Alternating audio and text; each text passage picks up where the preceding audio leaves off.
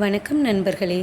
இந்த ஆண்டிற்கான கடைசி சூரிய கிரகணம் இன்னைக்கு 21/9/2025 நிகழ உள்ளது.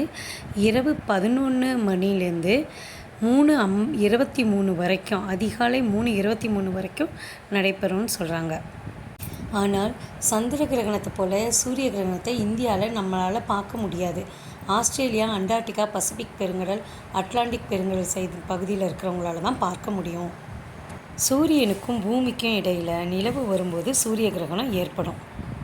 இது முழு சூரிய கிரகணமாக இல்லாமல் பகுதி சூரிய கிரகணமாக இருக்கும்னு சொல்கிறாங்க.